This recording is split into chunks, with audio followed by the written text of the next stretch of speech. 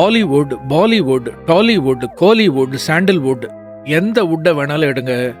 ஒரு படம் நம்ம மனசுல காலகாலமாக உட்காரணும்னா படத்துக்கு கொடுக்கப்படுற பேக்ரவுண்ட் ஸ்கோர் அதுதான் the most important factor for nostalgia and life long celebration.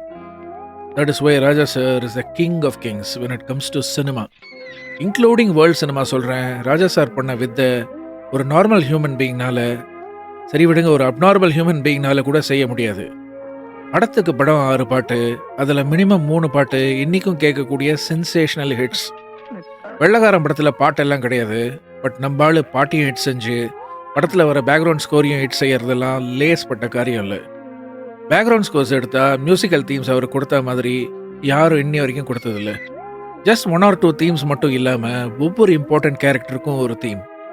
ஹீரோவுக்கு தீம், வில்லனுக்கு தீம், ஹீரோயினுக்கு தீம், காமெடி ட்ராக்குக்கு ஒரு தீம், ஹீரோ ஹீரோயின் ரொமான்ஸுக்கு ஒரு தீம், சண்டனா ஒரு தீம், ஸ்டோரி நரேட்டிவை கேரக்டர் நடித்ததை விட அந்த கேரக்டரோட இமோஷன்ஸை நமக்கு கடத்துகிற தீம்ஸ்.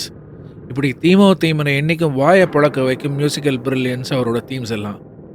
இதெல்லாம் ஜுஜிபி ஒரே வாரத்தில் செஞ்சது. 3 நாளைக்கும் 2 பாட்டு, பாக்கி 3 நாளில் மொத்த படத்தோட ஸ்கோரும் ஓவர்.